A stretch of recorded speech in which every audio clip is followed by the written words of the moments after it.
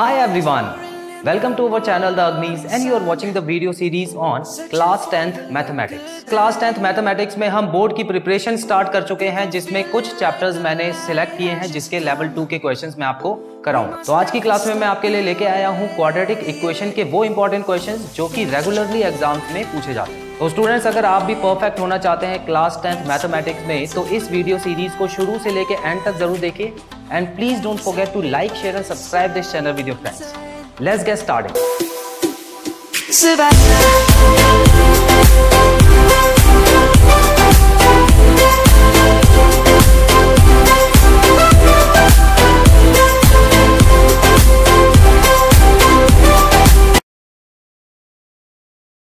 तो आइए क्वेश्चन देखते हैं। पहले क्वेश्चन में क्या पूछा गया है। यहां लिखा है if x is equal to 2 and x is equal to 3 are the roots of the equation 3x square minus 2kx plus 2m is equal to 0। So यहां पर स्टूडेंट्स देखिए, एक इक्वेशन आपको दी गई है और उसके दो रूट्स दिए गए हैं। मतलब x की वैल्यू आपको 2 भी दी गई है और x की वैल्यू 3 भी दी गई है और यह भी बताया गया है कि ये दोनों इसके रूट्स हैं, मतलब इसके आंसर है। x की वैल्यू 2 और 3 दोनों हैं। आपको करना क्या है क्वेश्चन में, find the value of k and m। अब आप देख सकते हैं स्टूडेंट्स, यहां पर आपको तीन अलग अलग वेरिएबल नजर आ रहे हैं। पहला हो गया x, उसके बाद आ रहा है k और लास्ट में आ रहा है m। तो आपको k और m की वैल्यूज निकालनी है। सो यहां पर आप किस तरह से इसको करोगे, देखिए सबसे पहले आपको ये क्वेश्चन में गिवन तो है ही कि given x is equal to 2 and x is equal to 3 are the roots of the equation। Clear? ये तो आपको क्वेश्चन में गिवन है ही, तो पहले आप ये वाली लाइन लिख दीजिए। उसके बाद आपको क्या करना है स्टूडेंट्स, आप इस इक्वेशन को दो बार लिखेंगे जिसमें पहली बार में x की वैल्यू 2 पुट करेंगे और दूसरी बार में x की वैल्यू 3 पुट करेंगे। देखिए कैसे। तो सबसे पहले मैं यहां पे लिखूंगा putting x is equal to 2 in given equation. तो इस इक्वेशन में x is equal to 2 put कर देते हैं। सो वैल्यू जब पुट करेंगे तो ब्रैकेट में करेंगे। सिर्फ x की वैल्यू पुट करनी है आपको और किसी चीज की वैल्यू नहीं पुट करनी है। इस तरह से वैल्यू पुट करेंगे और उसके बाद आप देख सकते हैं यहां पे हो गया 2 2 4 और 4 3 12, तो ये तो 12 हो गया और minus 2 2 4 k plus 2m is equal to 0। अब इसी इक्वेशन को मैं आसान तरीके से लिख देता हूं। तो ये हो गया 4k मैंने उस तरफ भेज दिया और ये हो गया 2m भी उस तरफ भेज दिया। तो ये दोनों नंबर्स जो थे वो मैंने वहां पे भेज के इसके साइन चेंज कर दिए। ठीक है, अब यहां पे मैं लिख देता हूं इक्वेशन 1। उसी तरह यहां पर अब मैं क्या करूंगा, x की वैल्यू 3 पुट करूंगा इस बार, क्योंकि यहां पर एक का तो यूज कर लिया मैंने, दूसरा बचा है, तो x की वैल्यू 3 पुट कर देता हूं इन गिवन इक्वेशन। सो किस तरह से हो जाएगा ये 3, ये हो जाएगा 3 की पावर 2 माइनस 2k, उसके बाद यहां पे 3 आएगा और यहां पे प्लस 2m आ जाएगा। इक्वल टू 0 लगाना मत भूलिएगा। उसके बाद क्या करेंगे, देखिए 3 3 9, 9 3 27 होता है और यहां पे आ गया माइनस 6k और यहां पे आ गया 2m इज इक्वल टू 0। अब मैं इसको बिल्कुल उसी तरह लिख देता हूं, 6k प्लस में चला गया और 2m माइनस में चला गया। इसको बना लीजिए इक्वेशन 2। Clear students? अब इस तरह से इन दोनों इक्वेशन को सॉल्व करके आप आंसर निकाल सकते हैं। इक्वेशन सॉल्व करना आपको सिखाया गया था फर्स्ट टर्म में, याद कीजिए, जब दो इक्वेशन दी होती है तो कैसे सॉल्व करते हैं। फिलहाल के लिए मैं आपकी हेल्प कर देता हूं। यहां पर आप देखिए, मैं यहां पर एलिमिनेशन मेथड यूज करूंगा। एलिमिनेशन मेथड, मुझे पता है 2m भी यहां पर भी है और वो भी माइनस में, और यहां पर भी 2m है माइनस में। यहां पे लिखेंगे subtracting equation 1 from 2। So equation 1 को 2 में से सब्ट्रैक्ट करेंगे तो पहली इक्वेशन यहां पर ये लिखी हुई है 27 is equal to 6k minus 2m। इसमें से ये वाली इक्वेशन माइनस कर दीजिए तो ये हो गया 12 is equal to 4k minus 2m। ये सारे नंबर्स अपना साइन चेंज कर लेंगे। सो ये वाला नंबर कट गए यहां पर और यहाँ पे क्या बचा, देखिए 27 में से 12 गया तो क्या बचा 15 इज इक्वल टू, यहाँ पे देखिए 2k बचा प्लस में। सो k की वैल्यू क्या आ गई, k की वैल्यू आ गई 15/2। क्लियर, k की वैल्यू क्या आ गई 15/2। तो एक तो हमने आंसर निकाल लिया है, वैल्यू ऑफ k निकाल ली है।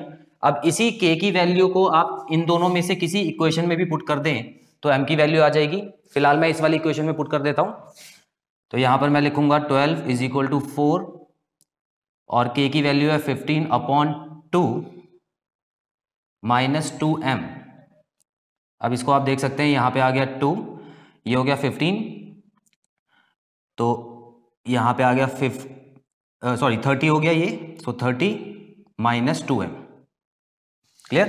अब आपको 2m को इस तरफ भेज देना है प्लस में और 12 को वहां भेज देना है, तो माइनस हो जाएगा 12। तो यहां इस तरह की इक्वेशन आ जाएगी 18, जहां पे m की वैल्यू क्या आ गई स्टूडेंट्स 9 आ गई। m की वैल्यू क्या हो गई 9। सो सेकंड क्वेश्चन जो है वो एग्जाम पॉइंट ऑफ व्यू से बहुत इंपॉर्टेंट है, तो ध्यान से समझिएगा। यहां लिखा है अ train travels a distance of 480 kilometre at a uniform speed. तो एक ट्रेन है जो कि 480 किलोमीटर्स का डिस्टेंस ट्रेवल करती है। टोटल कितना डिस्टेंस ट्रेवल करती है, 480 किलोमीटर का, एट अ यूनिफॉर्म स्पीड। यहां पर हमको बताया हुआ है कि यूनिफॉर्म स्पीड है, मतलब स्पीड उसकी लगभग बराबर है, पूरे डिस्टेंस के दौरान स्पीड उसकी बराबर थी। If the speed had been 8 kilometre per hour less, अगर मान लेते हैं, देखिए ये तो हो गई नॉर्मल स्पीड, इसको क्या बोला जाएगा नॉर्मल, मतलब नॉर्मली इस स्पीड से वो चलती है यूनिफॉर्म स्पीड। लेकिन अगर मान लेते हैं कि इस स्पीड से स्पीड कम कर दी जाए, तो अगर जो नॉर्मल स्पीड है उससे 8 किलोमीटर पर आवर स्पीड कम कर दी जाए, then it would have taken 3 hours more to cover the same distance. So उसको 3 घंटे ज्यादा लग जाते हैं उसी डिस्टेंस को कवर करने के लिए, द सेम डिस्टेंस। अब जाहिर सी बात है, आपको पता है कि अगर स्पीड कम कर दें तो जो टाइम होता है वो बढ़ जाता है। अगर आप अपनी स्पीड कम कर लोगे, मान लो आप स्कूल जाते हो, रोज आप 10 मिनट में पहुंच जाते हो, लेकिन एक दिन क्या हुआ कि आप धीरे धीरे जा रहे थे, आपने स्पीड कम कर दी अपनी, तो उस केस में क्या हुआ, आपको ज्यादा टाइम लग गया, 15 मिनट लग गया, 20 मिनट लग गए। तो उस केस में यहां पर भी बिल्कुल सेम आपको रूल अप्लाई करना है। अब देखते हैं क्वेश्चन में क्या पूछा है। क्वेश्चन में आपको फॉर्म द क्वाड्रेटिक इक्वेशन, मतलब एक क्वाड्रेटिक इक्वेशन बना के दिखानी है आपको। चलिए देखते हैं कैसे होगा स्टूडेंट्स। ये जो क्वेश्चन में 3R दिया हुआ है, इसके हिसाब से ही आपको क्वेश्चन सॉल्व करना है। अब कैसे करेंगे, यहां पे आपको दो सिचुएशन दी हुई है कि ट्रेन जो है पहले यूनिफॉर्म स्पीड से चल रही थी और उसके बाद उसने अपनी स्पीड कम कर दी। सो पहले जितना टाइम लगा होगा उससे ज्यादा टाइम दूसरी बार में लगा है। क्लियर, पहले जितना टाइम लगा था उससे ज्यादा टाइम दूसरी बार में ट्रेन ने लिया, और दोनों टाइम में कितना फर्क है, 3 घंटे का फर्क है। सो यहां पर अगर आप ध्यान से सोचे इस क्वेश्चन के बारे में, इस क्वेश्चन में सिर्फ और सिर्फ टाइम के बारे में ही बात हुई है और टाइम से ही आंसर भी निकलेगा इसका। सो इसमें 3 सिचुएशन है। एक तो हो गई यूनिफॉर्म स्पीड, एक हो गई जो स्पीड कम होने के बाद है, और तीसरी हो गई ये जो टोटल टाइम जिसमें ये फर्क दिया हुआ है। अब मैं आपको बताता हूं कि किस तरह से इसको सॉल्व करना है। तो इसमें 3 तरह के टाइम हो गए। देखिए सबसे पहले मैं अगर बात करता हूं T1, नॉर्मल सिचुएशन की बात कर रहा हूं मैं, जब उसकी स्पीड जो थी वो नॉर्मल थी। तो मान लेते हैं लेट द स्पीड, क्योंकि हमको स्पीड तो दी नहीं है क्वेश्चन में, तो मान लेता हूं कि x किलोमीटर पर आवर की स्पीड से वो चल रही थी, नॉर्मल सिचुएशन। क्लियर, यहां पे ये भी लिख लेते हैं नॉर्मल सिचुएशन। अच्छा डिस्टेंस कितना था, डिस्टेंस तो था 480। सो अगर मैं टाइम का फॉर्मूला लगाऊं, टाइम का फॉर्मूला क्या होता है, डिस्टेंस अपॉन स्पीड। क्या होता है, डिस्टेंस अपॉन स्पीड। तो मैं यहां पे ये लिख सकता हूं कि डिस्टेंस था 480 और स्पीड थी x। तो ये क्या आ गया, देखिए टाइम आ गया। तो यहां पर ये दिया गया है कि नॉर्मली अगर वो यूनिफॉर्म स्पीड से चल रही थी तो उसको इतना टाइम लग रहा था। क्लियर, चलिए अब एक और सिचुएशन ले लेते हैं जिसमें उसने अपनी स्पीड कम कर दी। ठीक है, इसको हम बोलेंगे T2 और यहां पे लिखेंगे विद लोअर स्पीड।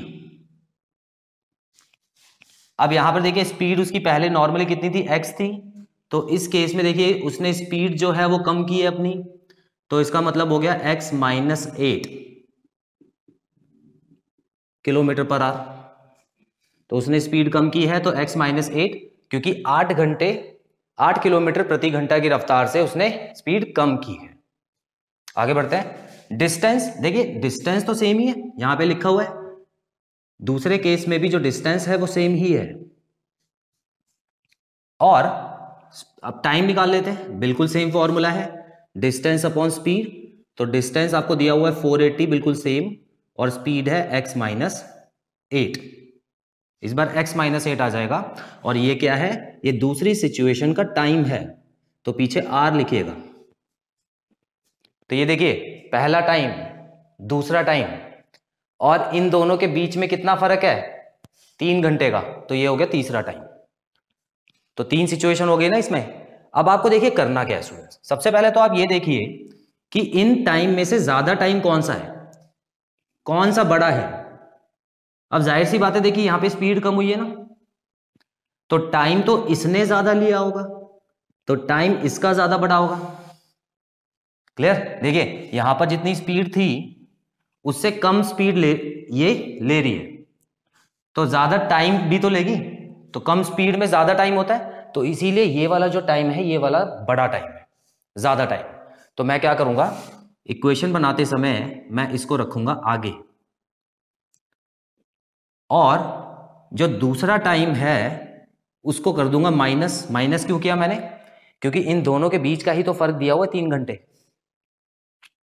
क्वेश्चन में दिया हुआ है कि पहले जितना समय ले रही थी उससे 3 घंटे ज्यादा समय ले रही है दूसरी बार में, जब उसने स्पीड कम कर दी। तो 3 घंटे ज्यादा है, तो पहला टाइम माइनस दूसरा टाइम इज इक्वल टू, यहां पर मैं लिख दूंगा 3। क्लियर, आप इससे पहले आप ये भी लिख सकते हैं T2 minus T1 is equal to 3 hours. Clear, ये चीज आपको समझ आई। अगर आप यहां तक पहुंच गए हैं तो क्वेश्चन आपके लिए बहुत आसान हो गया है। अब इसको आगे कैसे सॉल्व किया जाता है, ये हो गया, एलसीएम ले लेते हैं इसका, x माइनस 8। अब देखिए इसके पास ये तो है, यहां पे आ गया 480x माइनस, अब इसके पास देखिए क्या आ जाएगा, 480 ब्रैकेट में x minus 8 is equal to 3। Clear, अब हम क्या करते हैं, इस वाले नंबर को हम वहां पे शिफ्ट कर देते हैं और इनका भी ब्रैकेट खोल लेते हैं। तो ये हो गया 480x माइनस 480x, और ये हो गया प्लस 8 को 480 से मल्टीप्लाई करेंगे, 8 8 64 6, और 8 4 32 3840, और इक्वल टू यहां पे हो जाएगा 3x x माइनस 8। ये जो x और x माइनस 8 है ये यहां पे जाके मल्टीप्लाई हो जाएगा। चलिए आगे बढ़ते हैं। अब देखिए 480x तो गया, यहां पे क्या बचा, 3840 is equal to 3x square minus 8324। Clear, आप यहां पे एक और काम कर सकते हैं, देखिए इसको ना करके आप एक और काम कर सकते हैं, यहां पे ये 3 को यहां पे भेज दीजिए डिवाइड में, क्योंकि 3840 3 से डिवाइड हो सकता है, और यहां पे ये ब्रैकेट खोल देते हैं, माइनस 8x हो गया। उसके बाद इसको अगर हम काटे 313 326 8324। क्लियर, तो ये हो गया मेरा अल्टीमेट इक्वेशन, क्या बन गई, x square minus 8x minus 1280 is equal to 0। तो ये क्वाड्रेटिक इक्वेशन मेरी बन चुकी है। देखते हैं क्वेश्चन नंबर 3 में हमसे क्या पूछा है, sum of areas of 2 squares is 468 metre square. तो यहां पे 2 स्क्वायर्स के बारे में आपको दिया हुआ है और उनके एरिया का सम जो है 468 मीटर स्क्वायर है। ओके, तो मान लेते हैं यहां पे 2 स्क्वायर हैं और उनका जो एरिया है 468 मीटर स्क्वायर दिया हुआ है आपको। If the difference of their perimeters is 24 metre. अब देखिए दोनों के पेरीमीटर के बीच में, अब जाहिर सी बात है इसका पेरीमीटर बड़ा होगा,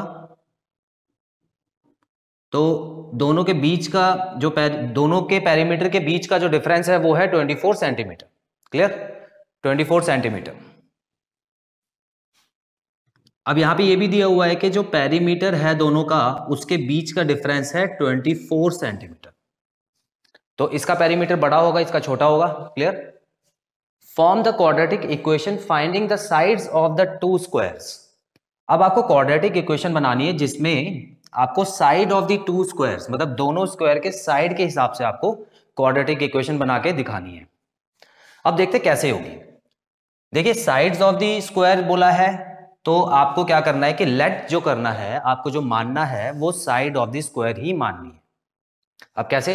देखिए, मैं क्या करता हूं कि let side of smaller square, जो छोटा स्क्वायर है उसकी साइड में x सेंटीमीटर या मीटर्स मान लेता हूं। सब कुछ मीटर्स में ही है, तो आप यहां पे चेंज कर लीजिए। क्लियर? एरिया के सामने भी मीटर स्क्वायर लगेगा। So let side of the smaller square, मतलब इसकी जो साइड है वो मैंने x मान ली।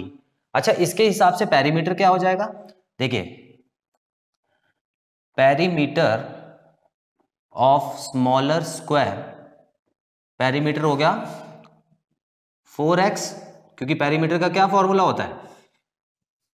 साइड 4 मल्टीप्लाई बाय साइड होता है। तो देखिए, साइड दी हुई ना x, तो ये हो गया 4x मीटर्स।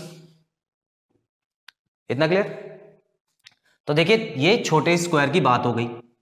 अब यहां पे दिया हुआ है कि दोनों स्क्वायर का जो पेरीमीटर है उसके बीच में कितने का फर्क है? 24 का।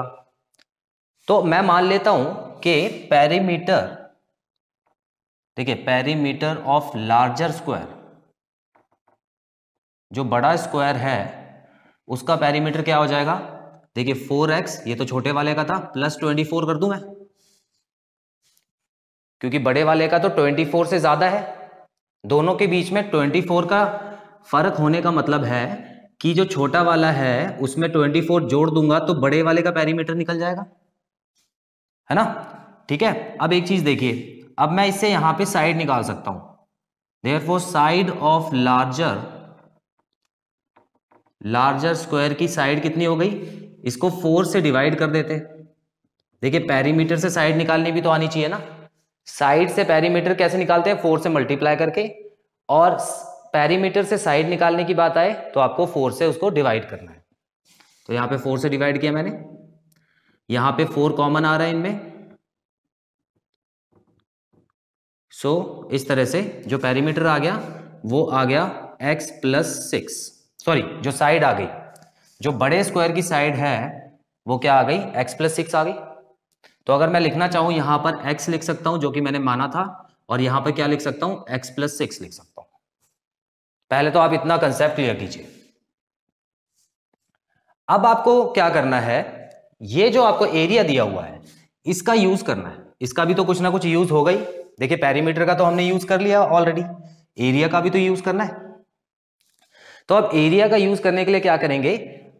फर्स्ट का एरिया, अब देखिए साइड तो दोनों की पता ही है ना, इसकी भी साइड पता है, इसकी भी साइड पता है। और एरिया का फॉर्मूला क्या होता है? साइड का square, side multiply by side. So यहां पर मैं लिख सकता हूं अकॉर्डिंग टू क्वेश्चन, पहले वाले का एरिया, ये हो गया पहले वाले का एरिया, प्लस दूसरे स्क्वायर का area is equal to 468, is equal to 468। अब बस इसको सॉल्व कर दीजिए, आपका आंसर आ जाएगा। अब यहां पे मैं कैसे सॉल्व कर रहा हूं? देखिए, यहां पे फॉर्मूला लगेगा, क्योंकि ये होल स्क्वायर है, तो ये a square plus b square plus 2ab वाला फॉर्मूला यहां पे लगाइएगा आप।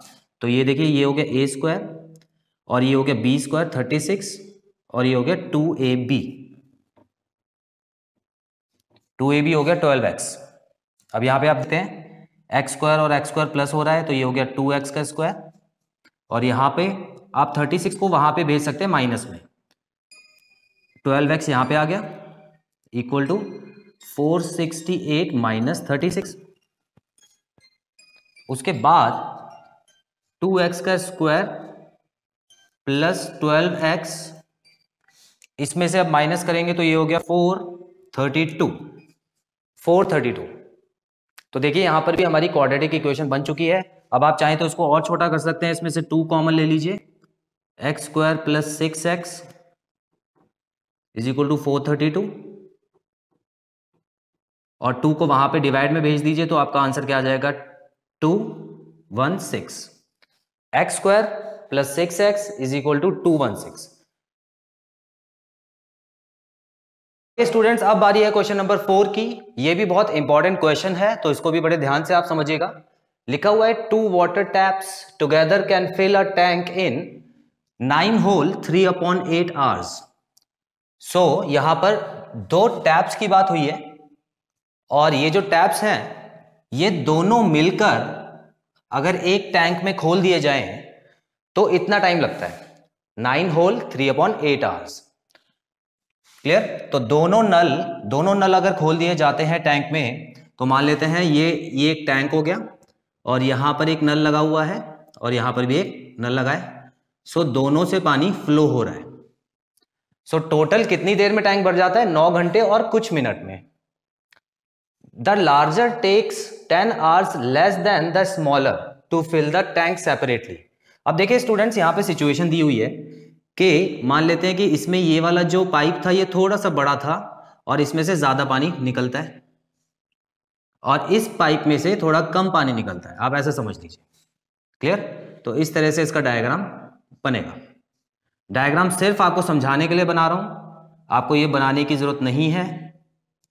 अगर मान लेते हैं सिर्फ इस बार मैंने जो बड़ा वाला पाइप था सिर्फ वही ऑन किया है, दूसरा वाला पाइप नहीं चलाया है मैंने, दूसरा वाला जो टैप है वो नहीं चलाया है, और दूसरे केस में क्या किया मैंने, सिर्फ दूसरा वाला ही चलाया है, बड़े वाले को बंद रखा है। क्लियर? तो इन दोनों में क्या फर्क है? अब देखिए कौन सा ज्यादा टाइम लेगा, आप खुद ही सोचिए। ज्यादा टाइम तो ये वाला पाइप लेगा, ये वाला जो टैप है वो ज्यादा टाइम लेगा क्योंकि ये पतला है और ये छोटा है। सो क्वेश्चन में दिया गया है जो बड़ा वाला है वो कम टाइम ले रहा है। कितना कम टाइम ले रहा है? 10 घंटे कम ले रहा है। तो इन दोनों के टाइम में 10 घंटे का फर्क है। क्लियर? सो आगे बढ़ते हैं। Form the quadratic equation two find the time taken by each tank separately. तो अब आपको एक क्वाड्रेटिक इक्वेशन बनानी है, टाइम के हिसाब से क्वाड्रेटिक इक्वेशन बनानी है कि जो भी आपको यहां पर पाइप नजर आ रहा है, जो भी टैप नजर आ रहा है, उसकी क्वाड्रेटिक इक्वेशन आपको बनानी है और टाइम के हिसाब से बनानी है। मतलब इसको कितना टाइम लगेगा और इसको कितना टाइम लगेगा अगर अलग अलग चलाए जाते हैं, क्योंकि दोनों का तो साथ में आपको दिया ही हुआ है क्वेश्चन में। तो आइए देखते हैं इस क्वेश्चन को कैसे किया जाता है। यहां पे एक बहुत इंपॉर्टेंट कॉन्सेप्ट है जो मैं आपको पहले ही बता देता हूं, और वो जो कॉन्सेप्ट है वो है टाइम एंड वर्क का। Time and work. स्टूडेंट्स देखिए, अगर मान लेते हैं कि एक पर्सन है और एक जिसका नाम है ए, ठीक है, तो वो जो पर्सन है वो किसी काम को खत्म करता है 10 दिन में। तो if A can do a work in 10 days, पूरे काम को खत्म करने में कितना टाइम लगाता है? 10 दिन लगा देता है। तो यहां पे अगर इस टाइम को मैं वर्क में चेंज करूं तो उसको किस तरह से लिखूंगा A can do work in 1 day. तो एक दिन में वो कितना काम कर लेगा? 1/10 वर्क, मतलब अपने पूरे काम का 1/10वां हिस्सा वो एक दिन में खत्म कर लेगा। अब देखिए यहां पे मैंने क्या किया है, यहां पे मैंने डेज को चेंज कर दिया है वर्क में, मतलब टाइम को वर्क में चेंज कर दिया है। तो आप बस इतना याद रखिए कि टाइम को जब भी वर्क में चेंज करना हो तो आपको उसको अपॉन कर देना, मतलब उसका रेसिप्रोकल कर देना आपको। क्लियर? तो अगर यहाँ पे 10 डेज लिखा है तो ये 1/10 हो गया। अब जाहिर सी बात है अगर उसको पूरा काम खत्म करने में 10 दिन लग रहे हैं तो एक दिन में कितना काम खत्म कर लेगा? 1/10 कर लेगा।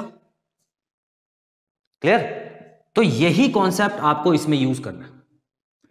आपको सारे टाइम को चेंज कर लेना है वर्क में और फिर उसकी इक्वेशन बना देनी है, बड़े आराम से आपका आंसर आ जाएगा। देखिए कैसे। यहां मैं मान लेता हूं let time taken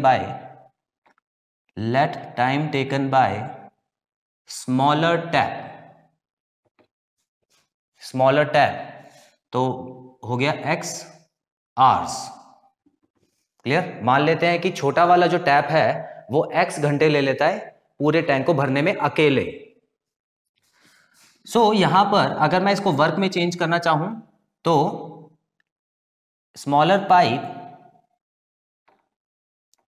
फिल्स tank in 1 hour, 1 घंटे में कितना टैंक भर देगा वो? 1/x टैंक भर देगा। ठीक है, इसके पीछे 1/x टैंक लिख दीजिए, इतना काम कर लेगा वो। अब आते हैं दूसरे पाइप पे। तो यहां पर देखिए time taken by second pipe, time taken bye larger pipe. तो देखिए कम टाइम ले रहा है, बड़ा वाला पाइप कम टाइम लेगा, जाहिर सी बात है। तो यहाँ पे x - 10 लिखिएगा जो कि क्वेश्चन में दिया गया, 10 घंटे कम ले रहा है। तो यहाँ पे तो लिख दीजिए आवर्स। और इसको भी मैं चेंज कर देता हूं वर्क में। तो लार्जर पाइप, लार्जर, ये पाइप और टैप में आप कंफ्यूज मत होइएगा, ये क्वेश्चन में टैप दिया हुआ है तो आप यहाँ पे भी टैप ही लिखिएगा। Larger tap fills tank in 1 hour, तो 1 घंटे में कितना टैंक भर देगा वो? 1/x - 10 टैंक भर देगा। ये भी क्लियर है? अब देखिए एक और चीज दिखाता हूं, यहां पर एक और आपको टाइम दिया गया है, इसको भी आप वर्क में चेंज कर दीजिए। ठीक है, तो यहां पे मैं लिखूंगा smaller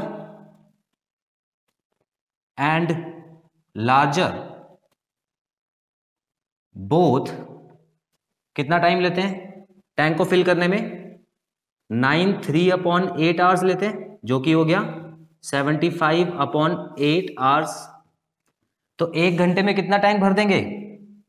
smaller and larger in 1 hour, 1 घंटे में भर देंगे ये 8/75 टैंक, है ना? 1 घंटे में इतना काम कर लेंगे ये, क्योंकि इसका रेसिप्रोकल कर दो। तो अब इक्वेशन हमारी साफ साफ बन चुकी है। देखिए टोटल टाइम इन्होंने लिया है 8/75, 1 घंटे में टोटल इतना है। दोनों अगर चला दे तो, और दोनों चलाने के लिए ये अकेला 1 घंटे में कितना भरता था? 1/x, और क्योंकि दोनों साथ में चलाए हैं तो दोनों को प्लस करना, यहां पे माइनस मत करना। और दूसरे का टाइम, ये वर्क कितना दिया हुआ है? 1/x - 10, 1/x - 10। तो यहां पे देखिए, यहां पर मैंने ये इसका वर्क लिया है, इसका भी वर्क लिया है, और ये टोटल दोनों का वर्क लिया है 1-1 घंटे का। तो 1 घंटे में ये इतना टैंक भरता, 1 घंटे में ये वाला भी इतना टैंक भरता, तो दोनों मिलके 1 घंटे में इतना टैंक भरते हैं। ये क्वेश्चन में दिया हुआ है, तो मैंने इक्वल टू में ये लिख दिया, है ना आसान? अब देखिए आपको क्या करना है, इस इक्वेशन को सॉल्व कर दीजिए। इसका बिल्कुल सेम तरीके से जैसे मैंने सेकंड क्वेश्चन में कराया था, बिल्कुल इसका एलसीएम ले लीजिए, और इस वाले जो नंबर यहाँ पे डिनोमिनेटर बचेगा उसको यहाँ बेच के इसको सॉल्व करके आप क्वाड्रेटिक इक्वेशन बना सकते हैं। तो इसके आगे जो क्वेश्चन है आप कंटिन्यू करेंगे। आई होप ये वाला कॉन्सेप्ट आपको क्लियर है। टाइम एंड वर्क का क्वेश्चन जब भी दिया हो तो आपको याद रखना है कि आपको टाइम को वर्क में चेंज करके ही आगे बढ़ना है। तो स्टूडेंट्स यहाँ पे खत्म होता है हमारा ये पार्ट। आई होप इस पार्ट में समझाए गए सारे क्वेश्चंस आपको क्लियर है और कोई भी डाउट नहीं है। आने वाले पार्ट में मैं आपके लिए क्वाड्रेटिक इक्वेशंस पे कुछ और क्वेश्चंस लेके आऊंगा जो कि रिपीटेडली एग्जाम्स में पूछे जाते हैं। मिलते हैं अपने अगले पार्ट में। Till then take very good care of yourselves. Have a nice time. God bless you. Bye bye.